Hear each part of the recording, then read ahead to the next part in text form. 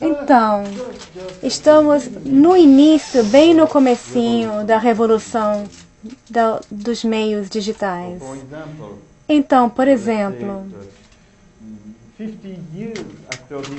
50 anos depois da invenção da impressão, você não vê a economia industrial, você não vê a revolução industrial, ou a revolução científica, o nascimento da democracia moderna. Isso levou várias gerações para todos esses desenvolvimentos acontecerem. É claro que a história está se acelerando, mas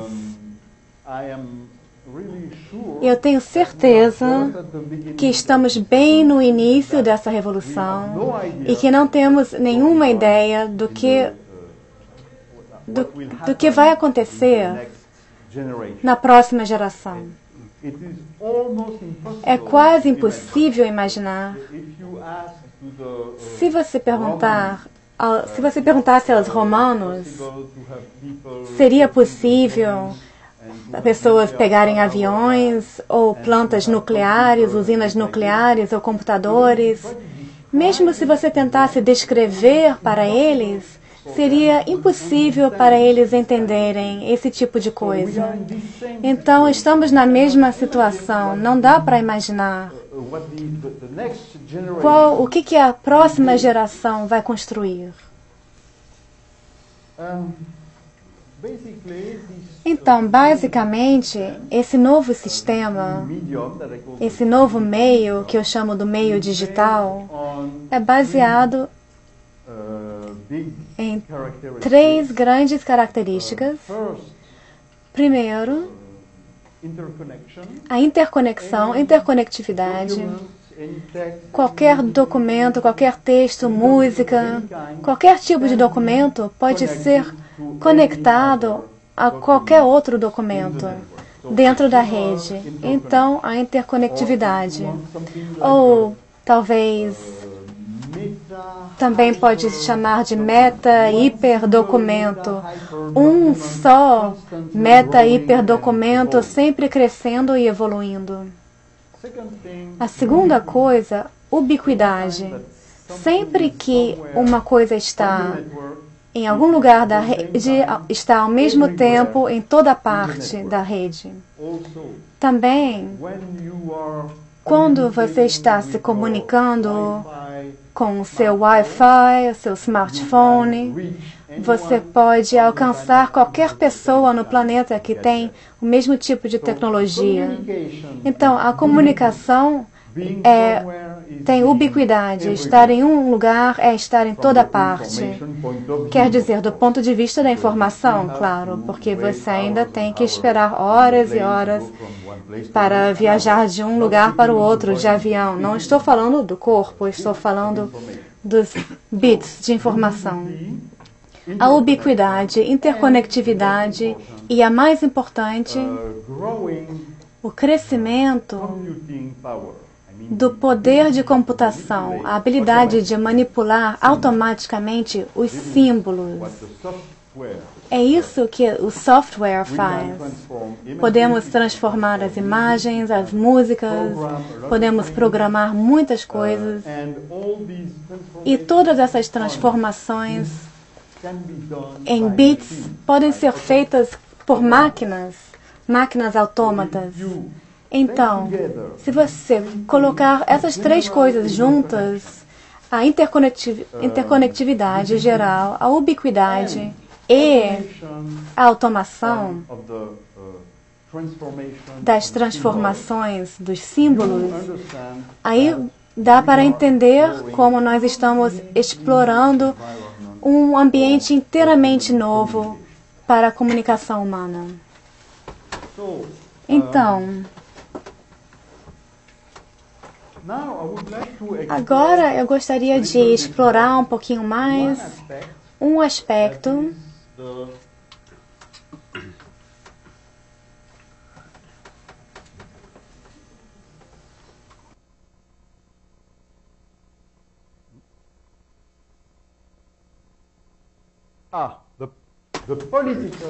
a evolução política, o aspecto político. Não vou desenvolver toda a história da política, mas basicamente o ambiente político vem das tribos, começa nas tribos, na cultura oral, o ambiente político principal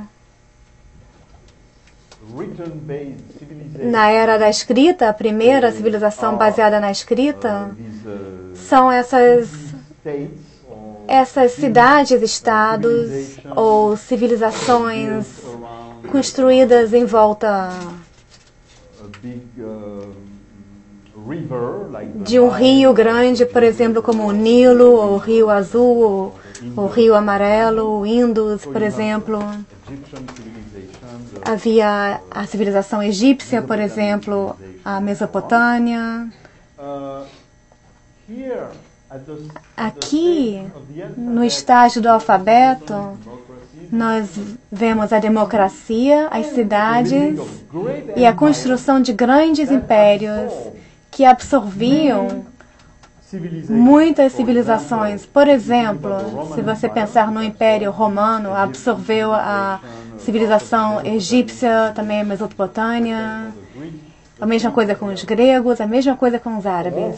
Ou a mesma coisa aconteceu com o europeu, os impérios europeus, medievais, ocidentais. No estágio da mídia em massa, temos a criação de uma forma original de sistema político, que é a cidade-nação. Não havia o Estado-nação, que foi baseado na impressão, baseado na opinião pública, nos cidadãos que estavam lendo os mesmos jornais e os mesmos livros na mesma língua. Era baseado na linguagem que era impressa, que era padronificada e que criava uma consciência unificada com literatura nacional e assim por diante. Não havia somente a unidade política, havia também uma unidade cultural que vinha junto.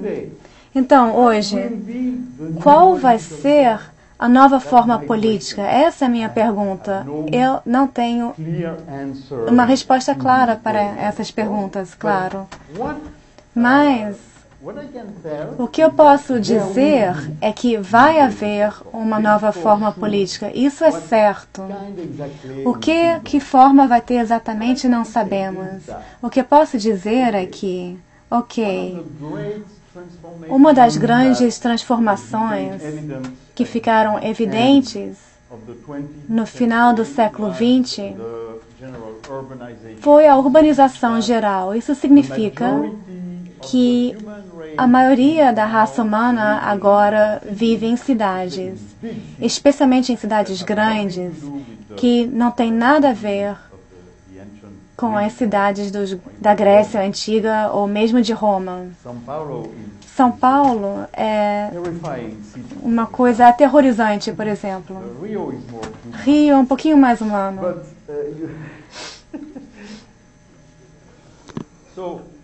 Então, hoje em dia, o ser humano está morando em grandes metrópoles.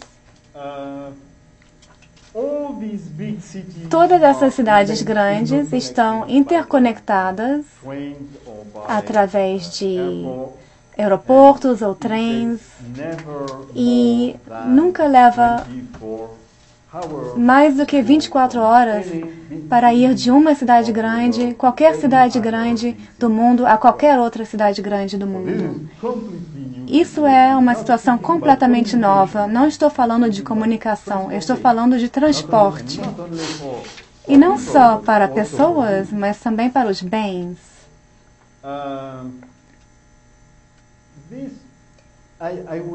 Eu vou falar sobre isso um pouco mais tarde. Vamos falar sobre a inteligência coletiva mais tarde. Mas agora eu quero falar um pouco sobre a nova esfera pública, a esfera pública do século XXI, que é rizomática. O que significa isso? Primeiro, eu quero dizer que é a esfera pública que tem algumas raízes nas esferas públicas nacionais tradicionais, mas também tem conexões transversais de uma esfera pública nacional à outra. Há uma espécie de esfera pública internacional que está emergindo no momento. É relativamente evidente a partir de eventos recentes. Mas também há outras características. E aqui eu vou deixar os slides.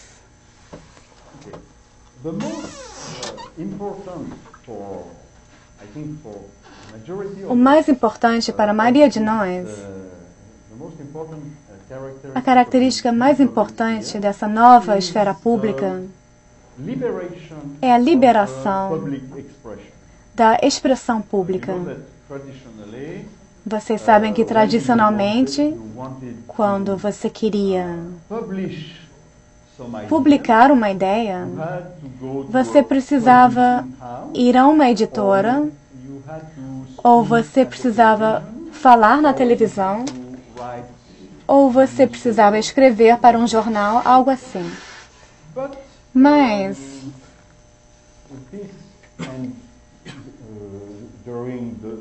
durante as últimas décadas, os últimos séculos, mesmo onde não havia censura, e onde dizemos que há liberdade de expressão, na verdade, era muito restrita essa liberdade, porque uma minoria muito pequena das pessoas publicavam livros ou escreviam nos jornais ou podiam falar no rádio e na televisão. Então, hoje em dia, isso mudou completamente, porque qualquer pessoa pode publicar textos, música, imagens, qualquer coisa, sem nenhuma restrição. Quero dizer, sem restrições técnicas, porque hoje em dia, mesmo se você não tem capacidades técnicas complexas, você pode fazer isso no seu blog ou qualquer mídia social, sem nenhuma barreira econômica. Eu não quero dizer que os computadores são grátis ou que o acesso à internet é de graça. Isso não é verdade. Tem que pagar alguma coisa. Mas se você comparar às barreiras antigas, barreiras econômicas antigas, a publicação é um grande progresso. E na maioria dos casos, nós publicamos na internet, na verdade, gratuitamente. E não há barreiras institucionais. Você não tem que, para escrever no seu blog, você não tem que pedir permissão ao seu editor, ou ao diretor do jornal, ou ao dono do jornal, ou ao produtor do canal de TV, etc. Essa liberdade ou essa liberação de expressão pública, ao meu ver, é o fator mais maravilhoso e mais surpreendente dessa nova situação. E agora, a outra coisa que eu gostaria de mencionar, você não só pode publicar com liberdade, e você pode, claro, estou falando das ditaduras, você pode ter livre acesso a todas as informações que você quiser. Você tem acesso a uma grande gama de fontes de informação. Fontes que não são só do seu país, pode ser de qualquer país, não no caso de ditaduras, claro. Fontes, por exemplo, apenas de mídia oficial ou tradicional, pode ser de pessoas ou instituições que não são da moda ou da hora ou convencionais, qualquer coisa. Eu diria que você pode acessar os verdadeiros atores, as fontes diretas, porque já que todo mundo pode se expressar, não é mais necessário que haja um intermediário que era o jornalista ou editor tradicionais. Você pode acessar diretamente o ator cultural, político e econômico. Eu sei que a Petrobras recentemente teve um problema desse tipo, porque isso claro, não acontece assim com lisura. Tem sempre umas lutas. As pessoas que durante séculos e séculos foram o intermediário que as pessoas eram obrigadas a usar.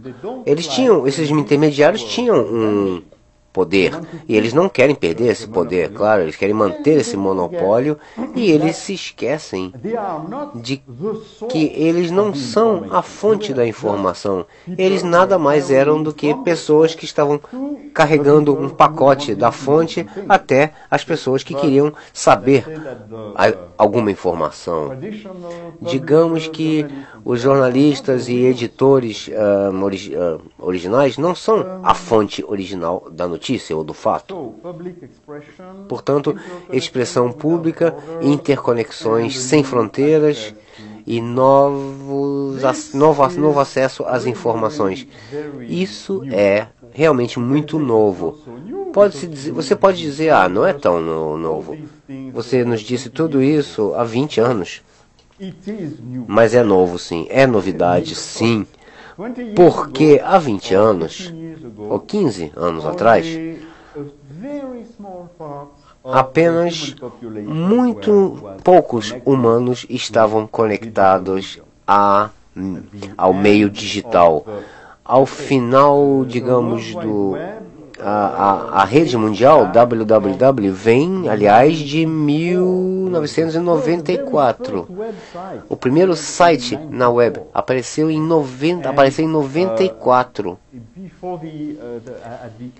E no final do século XX, havia 1 ou 2% da população global conectada à internet.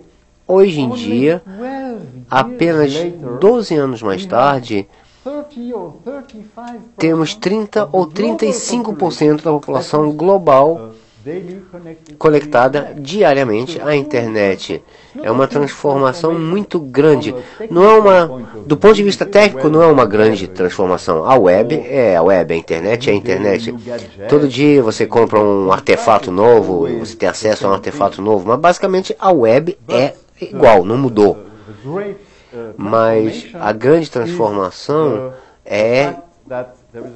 a grande mudança é o fato de haver uma corrida da população mundial atrás desse novo meio, desse novo tipo de mídia.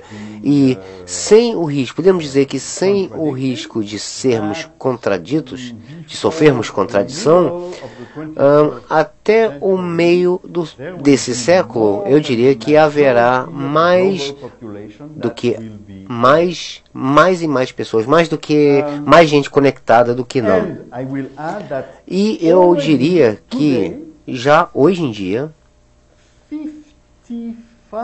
55% da população global online não é europeia ou norte-americana.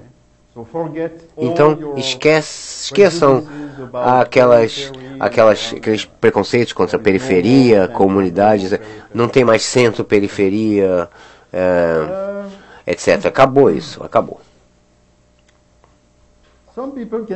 Algumas pessoas podem dizer assim, sim, mas ainda há uma divisão digital. Claro. Pensem bem. é impossível, praticamente impossível, haver 100% da população da Terra conectada em 3 anos, por exemplo. Se esse tipo de coisa puder acontecer, significa que há uma ditadura terrível no planeta.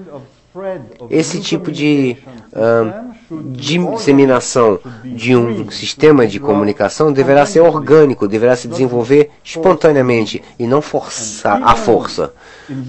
Mesmo nessa situação onde é totalmente espontânea, há essa corrida das pessoas a essa nova mídia.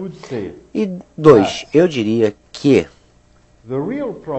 o verdadeiro problema não é acesso a um computador ou à internet. Claro, é um problema, mas não é o principal problema. Eu acho que o principal problema é alfabetização pura, simples e tradicional. Porque se você não sabe ler e escrever e você tiver acesso à internet, bom, que tipo de uso, como você pode utilizar de modo útil ou proveitoso? Até pode usar, mas de modo muito limitado. Se você for alfabetizado e tiver bom nível de instrução, você poderá se empoderar verdadeiramente através dessa nova ferramenta. Portanto, eu acho que o principal esforço deverá ser através de alfabetização e educação tradicionais. É isso que eu tinha a dizer a respeito da divisão digital.